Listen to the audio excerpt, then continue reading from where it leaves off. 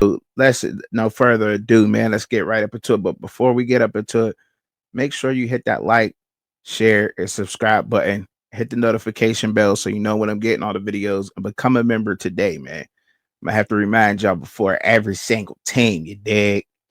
So let's get it, man. Alabama, man. Yes, Alabama is up on here. And just to let y'all know about Alabama, a couple things, man. They got it going on. Kellen DeBoer, second season there with Alabama. As we all know, Alabama finished 93 overall last season, 5-3 in the conference, which is not good for any of those fans. Anybody out there, nobody really likes that. So, but the one thing that they retained a lot of their players, they did.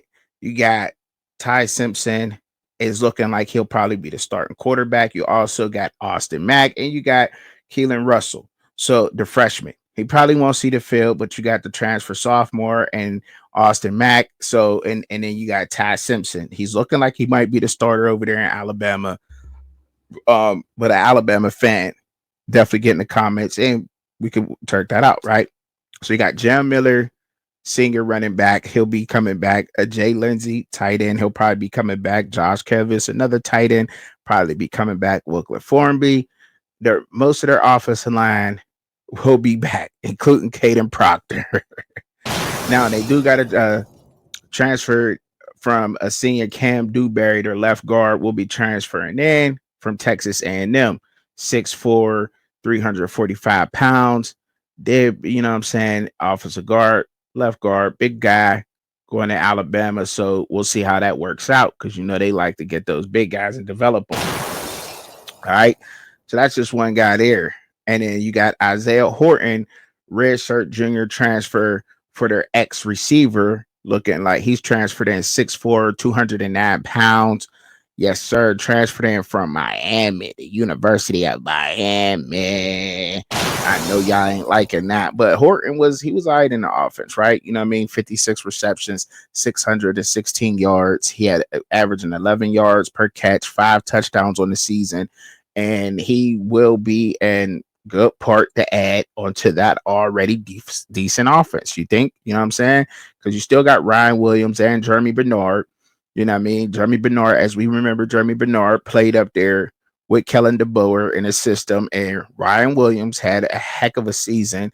And don't forget, they got depth at receiver, so they looking like they want to do something. I don't know, Alabama, but that's on the offense. Now their defense, I mean, they still got LT Overton coming back, Tim Keenan in nose tackle, James Smith, another defensive tackle. They got Quay Russell. I believe I'm pronouncing that right. Justin Jefferson, that middle linebacker. Another one, Dante Lawson, another transfer. Damani Jackson came over from SC. He'll be there again. Their whole defense is pretty much their defensive starters should be and on that team from last year. So he's retained a lot of those players.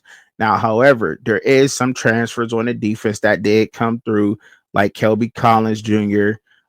He came over from Florida, you know what I'm saying? And he's a big guy outside linebacker, that edge position that they like to run over there at Alabama, 6'4", 285 pounds. You know what I'm saying? He had one solo tackle, really didn't see the field, but he's transferring in, and probably because of the inexperience, he probably won't see the field. And let's not forget Nakai Hill-Green. He came in from Colorado, also went to Michigan, and he also went to Charlotte, right? You know what I'm saying? He's from Pittsburgh, PA. He's definitely a baller at the position, gets it in, and he hits. That's why I like them. You know what I mean? So he had 53 solo tackles last year, 2 sacks and 2 interceptions with the Colorado Buffaloes last season. He's transferred in on that defense to add depth to that already stacked defense. And Cam Calhoun is a cornerback transferred in, sophomore. He transferred in from Utah. He also started up at Michigan first, and then he went over to Utah. And he really, I mean, he had 12 solo tackles, 1 interception, and 9 passes defended. He didn't see that, that much, but they'll develop him over there on that defense. There's some decent defenders over there, and he's probably a depth piece, if anything. You know what I mean? He's 6 foot tall, and he weighs 180 pounds. Um, do what you will with that. All right. Do what you will with that. But that's pretty much their depth. Oh yeah, and I mean, if you really want me to, and they also had Steve. I can't even pronounce his last name, but he came in from Southwest Mississippi Community College, 6'4", 298 pounds. That defensive tackle transferred in. He's as a sophomore, JUCO ball type of guy. Also, another guy that came in from Creators College, 6'4", 248 pounds, outside linebacker, junior transfer rich. You know what I mean? So, but I'm just trying to fill you guys in on what's going on. Also, their long snapper and David Bird, he's transferred over just to let you guys know. Cause I just, this is just to inform y'all, and let's go through this and go through the schedules, right? 6', 205 for a long snapper. Those are important. Don't care what nobody say. That's an important aspect of the game that a lot of people don't pay attention to, right? Then it winds up coming back and biting you in the butt. It really does. So, and then I'll share the tab and then for the overall schedule. So let's go through Alabama schedule real quick. Alabama start off with their spring game April 12th. Then Saturday, August 30th, they start the season at Florida State Seminoles. And then they played the University Louisiana Monroe Warhawks. It's a different. Hey, that's a. Now we said about the SEC with the cupcake games, and that is a conference. That's a major conference right there. So I got to give it up for Alabama for that. I just do. That is a conference, whether it's the Sun Belt or not. You know what I mean? As correct me if I'm wrong. That is a major conference. The Sun Belt can be considered one of those conferences that can be one of the highest ranked conferences if it, you know what I mean, if they was all to win, or if somehow everybody from the Sun Belt Conference won their out of conference game against these bigger schools, they probably can be considered that there's something in the Sun Belt that people need to be paying attention to, and maybe one of those teams sneak in. Anything can happen. We've seen it, you know what I mean? So I'm just saying that's one of the major conferences. So I got to give it up to Alabama for that straight up. Did they play Wisconsin at home? Played the Badgers last year, beat on them. The Badgers probably be looking for revenge in that game. We'll be probably doing the Big Ten next week, but then they got a bye week. But then they go into a little gauntlet, I would say.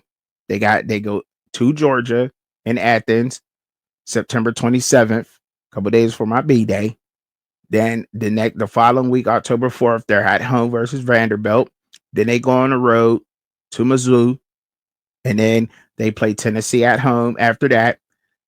And then August 25th, that Saturday, the Saturday following, they go to South Carolina to play the Gamecocks. That's ranked number 10 at the moment, preseason rank. Oh, yeah, by the way, the Georgia Bulldogs are ranked number 5. Tennessee is ranked number 19. So already we're staring at preseason rankings, 4 ranked teams on their schedule starting off. Plus, didn't really see a cupcake. I mean, you could say Louisiana Monroe is, but that's, like I said, that's still one of the major conferences. So the Sun Belt, it's one of it is out there. All right, let's just say that it ain't it. You know what I mean? Okay, so this is where throwing me off. They finished the season. All right, but anyway, the LSU Tigers, they played them at home. They're ranked number 8 right now. Then they got the Oklahoma Sooners. The following week after that, they played them tough last year. And then they play at home the Eastern Illinois Panthers.